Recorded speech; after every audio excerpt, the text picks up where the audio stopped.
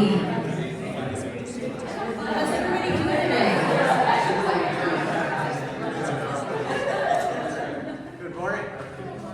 Good It's morning. nice that you didn't have to kayak in with all this rain. It's just been pretty wild lately. We are really excited to have this presentation today, which is public speaking for entrepreneurs and startups. Ruhland has given a lot to this community and continues to through Positively Asheville and her work with the National Speakers Association. And I have a confession. The first time we launched 1 Million Cups, I was super nervous. I was like, okay, I've been in plays, I've done acting in these other capacities, I even had a band, and we would rock and roll around the Southwest. But getting up and talking in front of people is nerve-wracking. And so I thought this would be such a great opportunity to bring these great skills to you today. So can we welcome to the stage, Linda Ruhland.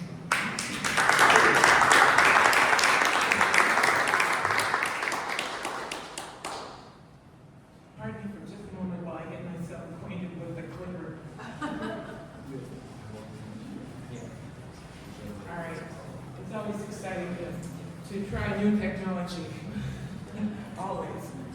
So, it is exciting for me especially to be in a room with entrepreneurs. I grew up in an entrepreneurial family. Around the kitchen table, we talked about business all the time. I just thought it was normal, that everybody did that.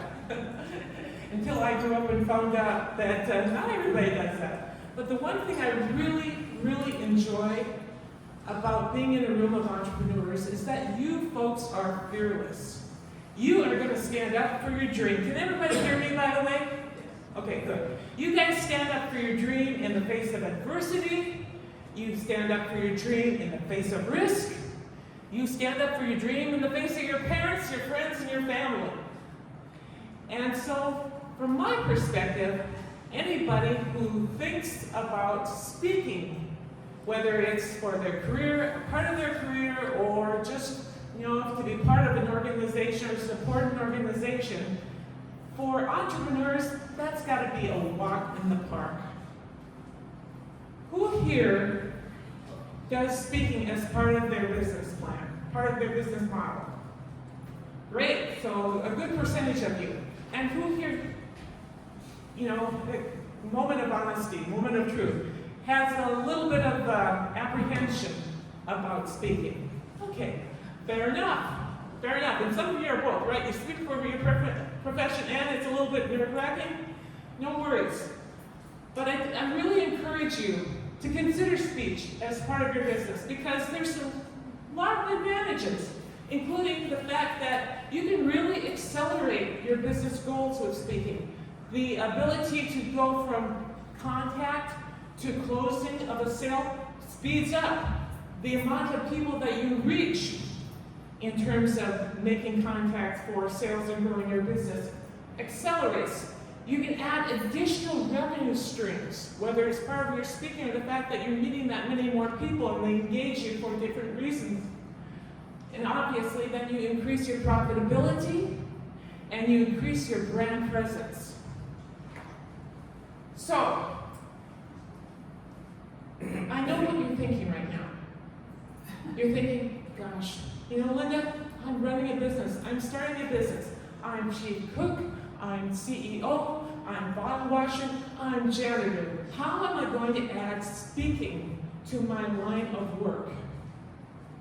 And to that, I'm going to ask you 3 questions. In what other area could you start or add a line of business to your business that costs you nothing? In what other area or way could you add the kind of clout and credibility that gives you a leading edge in front of your competition? In what other area could you, instead of being that janitor, instead of being all things to your business all the time, could start to elevate your career and work on your business instead of in it, and sometimes under it? Yeah. You know the feeling. The thing that gets people to bundle when it comes to speaking are what? Memorizing your lines, not forgetting what you're going to say, your grammar, your vocal variety, your expressions, your presence, your ums. All of these things kind of get you a little bit nervous, apparently, occasionally. And you know what? If I'm up there standing about, as I am right now, thinking of you folks and thinking about what am I going to say next, and how am I going to structure that next sentence, and how am I going to remember to say what I'm going to say at the end of the speech, I would freeze up. I would absolutely freeze up. It's normal. It's normal. It's all material that falls under the category of technique. And yeah, if you want to be a speaking ninja, you're going to develop technique, but I tell you, it's going to come with time. It's going to come with practice. It's going to be improved through things like coaching and through processes. And I want to talk to you a little bit more a little later about processes that will help you with your speaking technique. But right now, before all that, in front of all that, what I really want to talk to you about is speaking from where you live, from that fire in your belly that is part of being an entrepreneur. Because that's what's going to elevate your speaking career. You know, I had a teaching opportunity under Les Brown. Has anybody heard of Les Brown? When you are in a room where Les Brown is speaking, I swear the floor rattles beneath your feet. Marty recognizes it. The chills that went down my spine listening to that man. And the reason is this, because when Les Brown stands in front of you and says, to pursue your dream, you've got to be hungry, he means it. When he says, there's greatness in you, he believes it. And that's where you focus. You focus on your passion, and you focus on your audience, your market. Does that sound familiar as an entrepreneur? Know your market? And between those two things, the merger between your passion and your market and their interests is where I call the sweet spot of your speaking topic. So for just a moment, give you a little project. I would like for one of you, if you brave souls, to come up here and talk to me about your business. We're going to find your sweet spot in your speaking career. Do I have a volunteer? Oh no! All right, come on up.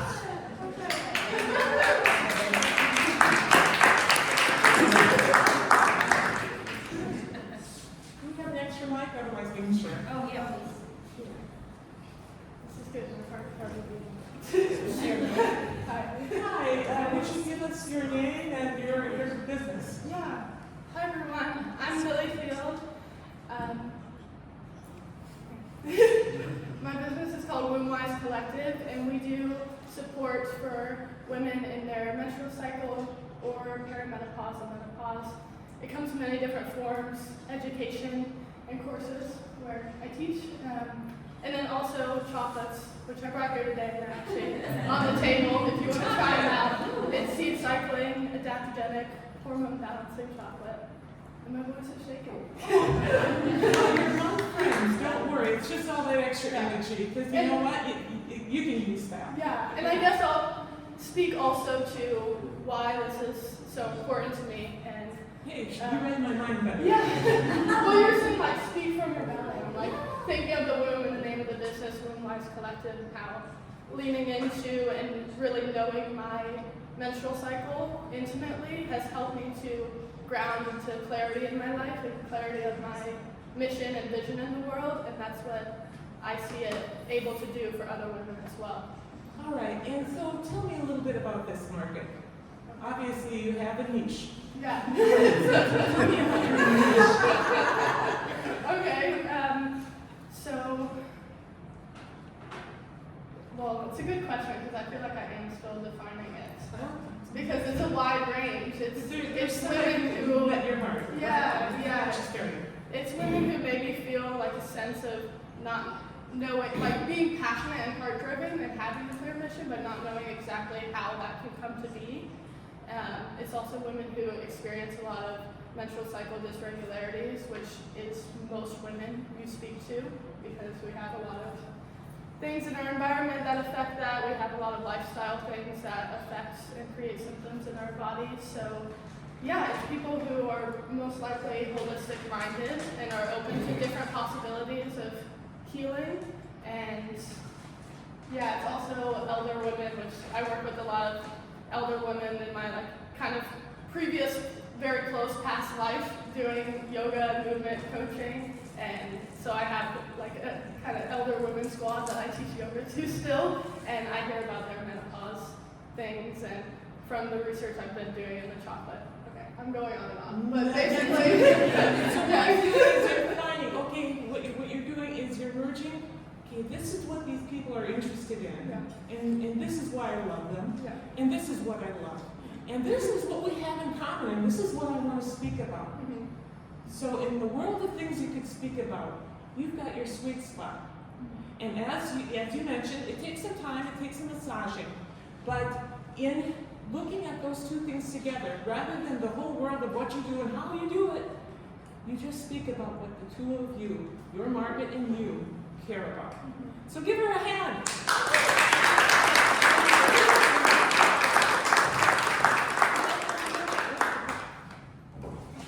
Do I have another volunteer? One more.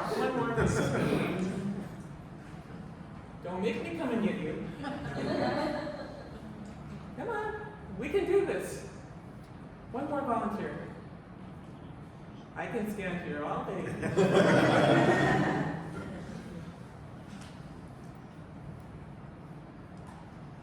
I'm looking.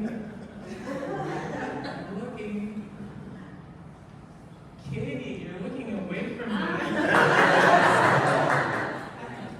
Yay, Katie, thanks for being brave.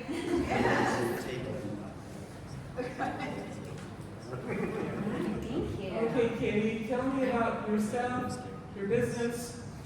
Okay, so my name is Katie Rett, and I am the founder of Pre-Op Solutions.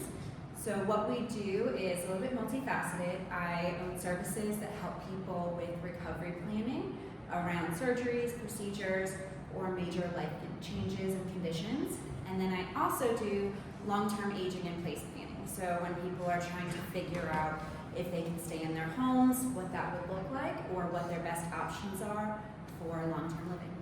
Okay, and tell me a little bit about your market, your niche, Katie. Sure. So most often my market is adults, male, female, or otherwise, 55 and up, who are typically living alone. That provides like an avenue in between there, people who don't have the same support that really need to figure out what their place is.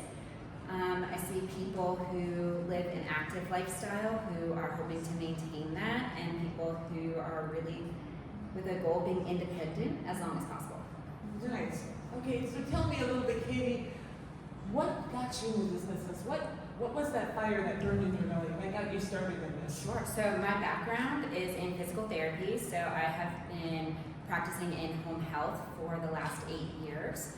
So I spent a long time seeing people in the after part and beyond when they already needed help, and now we're trying to do damage control and get people to a place that they can maintain better. So I spent long enough doing that I realized that we can do better for people if we help them ahead of time. So you can do better for people, and then the people that you care about, they care about how they can do better for themselves too before Absolutely. it's too late. Well, that sounds like a sweet spot to me. Thank you, Katie. Thank God. Okay.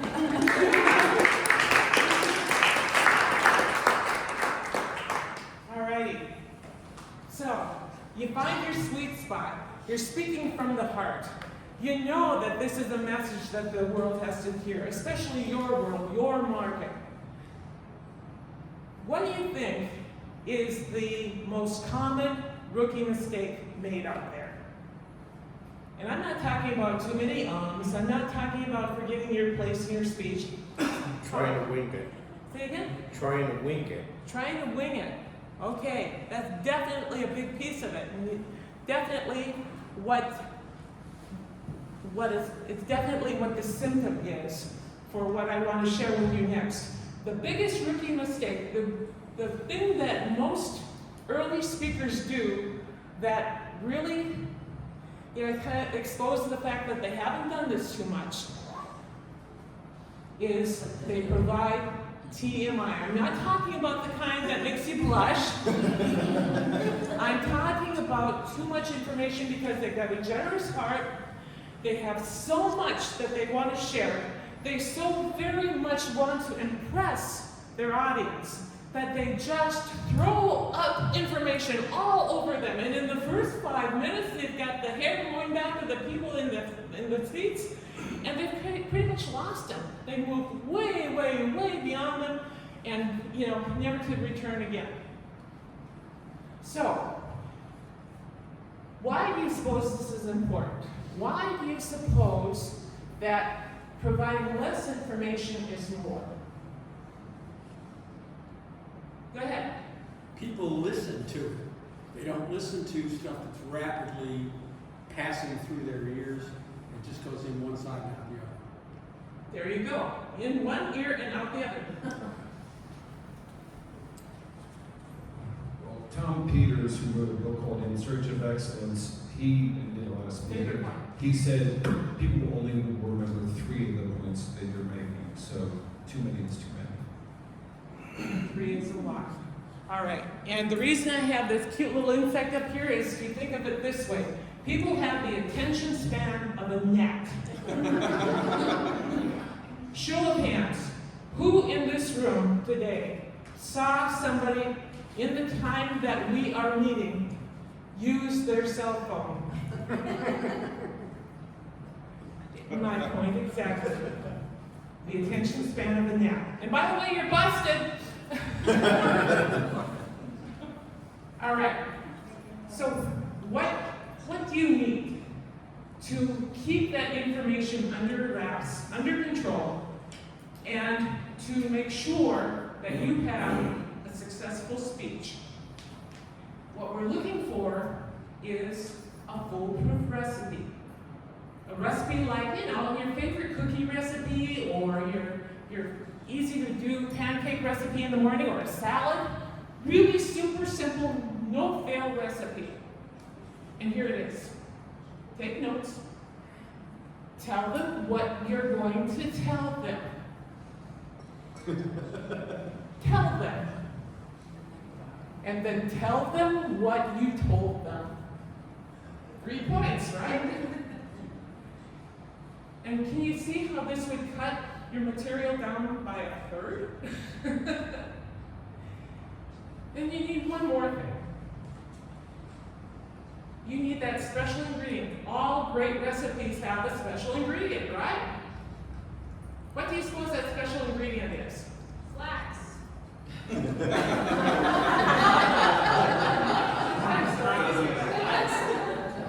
Where'd that come from?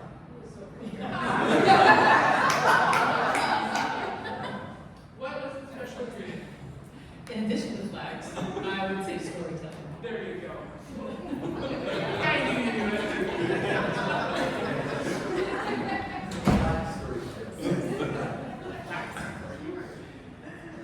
Sprinkle your speech with stories. Keep them short, keep them relevant, and keep them on topic. By on topic, I mean we've got a term with my authorities group. We call it running down a squirrel hole. Rabbit hole, same thing, right? Don't wander off into the weeds with something that takes you away from your point. So guess what? This is your opportunity to tell us a story. Who do I have who wants to tell me their story? Come on, speakers, come on, entrepreneurs. This is your opportunity to make a new client. There we go. Come on.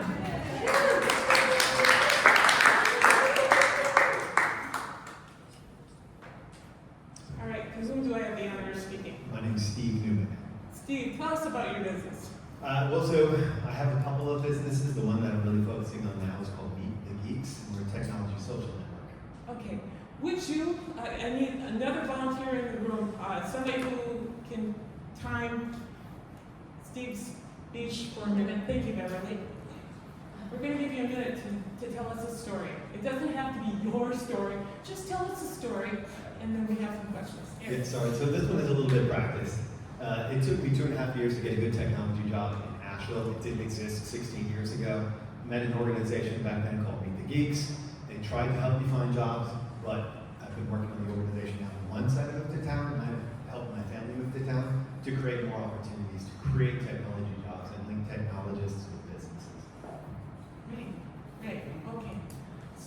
So how long was that? 24 seconds. 24 seconds. So even in less than half a minute, he told us a little story about himself and where it came from and what's been happening with his business.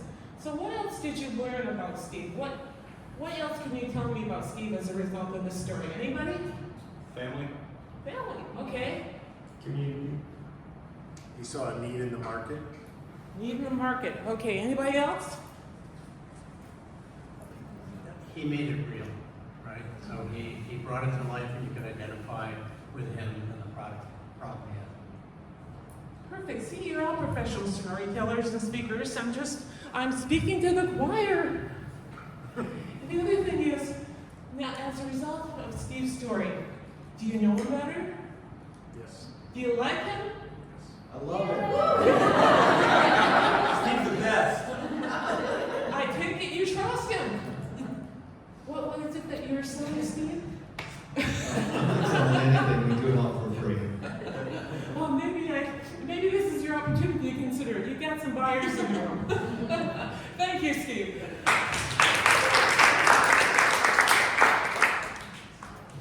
Where are we at?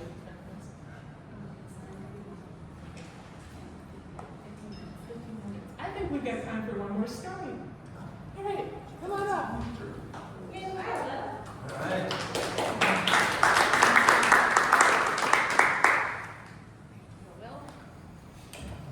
So, Will, tell me about yourself, your business. So 5 years ago, you wouldn't have recognized me. In the last 5 years, I've gone through massive personal transformation and have come to believe that change is possible and also can be enjoyable. And so my business is working with corporations and with individuals. With corporations, I help them navigate through significant change, mostly around mergers and acquisitions. And with individuals, I coach them through life transitions. So I'm delighted to be here and share that with you today. Thank you.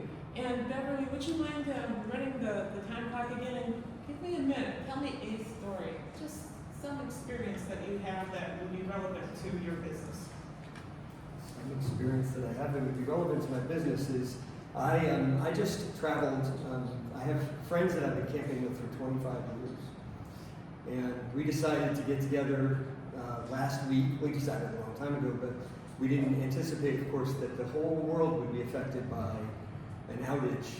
And in my mind, I normally fly Atlanta or United. I decided to fly Delta. But what I learned in the middle of all that was that I can be resilient, and that any problems, these are things that are overcomable. As I've sort of figured out how to journey inward, it has really transformed the way I live outwardly. And I was able to get through a week of crazy travel, but nonetheless get to my friends and have a good time. Thank you, Will. Thank you. Give Will a hand, please. Can you see how a little sprinkling of a story here and there, next to or associated with your key points, really drives your mission home? It gives it personality. We are discerned. We hear you. We understand you. We feel you. And that's the trust, and the growth that you can both experience as a speaker and as a business owner. They're so, so connected. So, back to practice. All of this, just standing up here, doing it the first time, that's the biggest hurdle, right? And then with practice comes the technique we talked about. You improve your content. You improve your ability to have confidence when you're up here. You get creative, which is just so much fun. Having fun with your speaking. Now, there's a way or a process that makes that happen faster and makes it better. And by that process, I mean it's building a discipline. And that's what we've done with National Speakers Association North Carolina chapter. Now, the National Speakers Association has been in the world for 51 years. And it was started to help speakers not only thrive, but also to grow their businesses. So, in addition to becoming great speakers, they're great business owners. They can make money with their businesses. You have businesses. Speaking can be a part of that, that adds to your revenue stream, that speeds up your whole process of growing your business and getting you beyond being, the 100% workforce to somebody who is having a workforce. So remember when I talked to you about the recipe for speaking success? I'm doing it right now, people. I am telling you what I told you. You can improve and accelerate your business by accelerating the sales for your business, by moving quickly from contact to sales closures. You can elevate your brand, your identity, and gain clout and credibility within your business community. You can and you will become a leader in your business, working on your business as much as or more than working in your business. Do I have any questions from our little chat and our little demo this morning? When's your next meeting? When's your next meeting? Thank you for that, Howard. Perfect segue. No charge. We meet. Oh, I have. Okay. Can you pass it around? Those are little cards with a QR code. And we, as a club, meet twice a month on Thursdays at the AmeriHealth Wellness Center. It's at 216 Ashland Avenue. And we start at 10 a.m. We have kind of a little bit of what we call a promo party at 10 a.m. But at 10:30 the meeting starts, and for an hour and a half we do what we just did here. We stand up, we share a bit of our speech, then we show the love, and we turn the stage around so that the audience speaks to the speaker and shares insights, observations, encouragement, all the things that you need to fine-tune your speaking ability. Any other questions?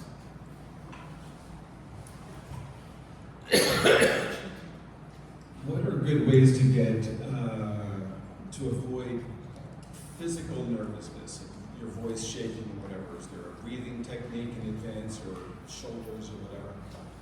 Thank you, Peter. Well, the reason I brought up the whole idea of technique versus speaking from that fire in your belly is when I start to care about you, Peter, and I want to make sure that you understand that I've got something to give you, that I really mean what I'm saying. I'm thinking more about you. I'm thinking more about the conveyance of the information rather than the words. It's when we start thinking about the words, when we start becoming conscious of ourselves and how we're being perceived, that we lose a connection with the audience. When I'm thinking about you, I forget about me. I'm not nervous because I'm thinking about you. You see how that works? All right, any question? Is the meeting tomorrow, Thursday? Yeah, tomorrow. Tomorrow's our next meeting. Okay. I should probably brought that up. How does what you do differ from Toastmasters? I'm not going to say that what we do different from question. But if you're talking about National Speakers Association versus Toastmasters, by the way, I'm a member of both. I've been a member of Toastmasters for more than 10 years. Toastmasters is there. The tagline for Toastmasters is where leaders are made. So you may not have the objective of being a speaker when you're in Toastmasters, but you want to be a leader and you want to be comfortable doing what leaders do, which is speaking before an audience. In contrast, the National Speakers Association builds speaking businesses. We help professional speakers build their business both from performance and presentation standpoint to the nuts and bolts of what you folks do every day. Build your business, build your brand, et cetera, et cetera. So they're definitely connected, but different in terms of their objectives.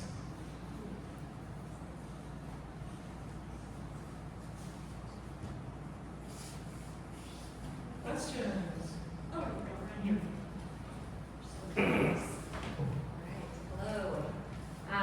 So of course there's lots of different types of speeches, and as entrepreneurs, I think a lot of people probably think of pitches, speeches, all that kind of stuff. Can you speak a little bit to how you think differently about different formats of speeches? How I think differently about the format of Like different formats and purposes of speeches. a plenary speech, a keynote speech. Yeah, or like a keynote speech versus a pitch versus a speech at your friend's wedding. Like, kind of, how would you think about how you might modify or change the things that you said today to, customize it for different types of purposes? Understood. If we're talking about a keynote, and this speaks to National Speakers Association, one of the things that is a big taboo in MBA is, have you ever been to a seminar where people get up on stage and you think you're going to hear something of value, and all you hear is, this is me, buy this is me, buy that, we're so great, you should buy this. And what they call that is basically a sales pitch, a modified sales pitch. You're speaking from the stage simply to sell, and you're not being legit. Call them snake oil salesmen, salespersons. And the reason that that doesn't work in any kind of speech is because none of us engage with that. So when you're doing a plenary speech, it's all about providing value. And it might not even have anything to do with what it is that you are promoting, but it does. I mean, if somebody's going to be speaking a keynote address to, let's just say, an association or an industry, they've got something to do with that association or industry. But they know that the people that have come to see them speak, they don't want to hear about what it is that they do, they want to hear about the subject of expertise. So the focus is on the subject of expertise. If it's a speech that you're giving at a wedding, it's the same thing. Who am I? Merged with who are you and what do we mutually care about? So in that case, you're speaking from the heart, from the soul, about what you all care about.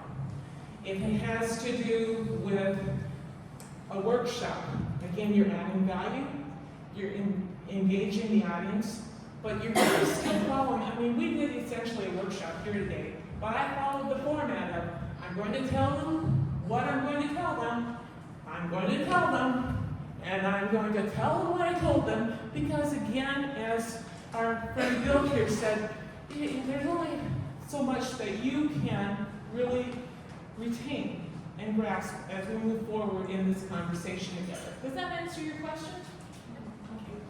All right, I've got just a short minute or two left. One last question. Anybody have anything that remains unanswered? Tell us about the big Yeah. speed. Tell us about the big speed. All right, she is telling me, move on, Linda. Community We have coming up, National Speakers Association has coming up in September our big annual event called the Big Speak Go Figure. And it happens at the event center at Highland Brewing. And it doesn't last all that long. It only goes from 11 to 3, but we're going to have so much fun there because we will have keynote speakers, we will have workshop speakers, and we will have a big expo. So with regard to sponsorship, we still have opportunities available for sponsorship. So if you're interested in promoting your business, I highly encourage you to consider that.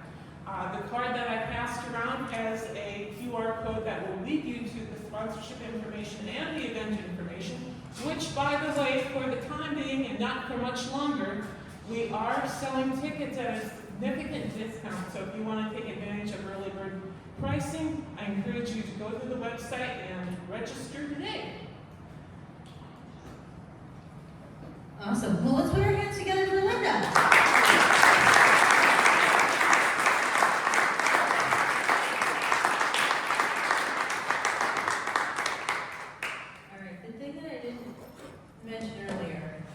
Is that when I was so nervous doing it the first time, I called Jeffrey Kaplan. So I was like, Jeff, how do you do this all the time? He's one of the most amazing speakers that I know. And I was like, Jeff, how do you do this? How do you how do you get rid of the nerves? And he's like, every time before I go up in front of an audience, I go into the bathroom and I look into the mirror and I say, you are awesome, you are awesome, you are awesome. So here's another Jeffrey Kaplan.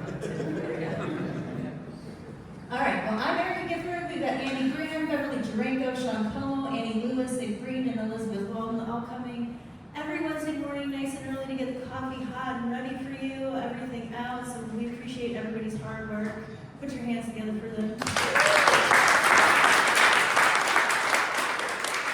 Now's the time where you grab your phones and you fill out the quick little thing that says it provides information for grant funding through the government. One of those good things that we're really excited about on the future.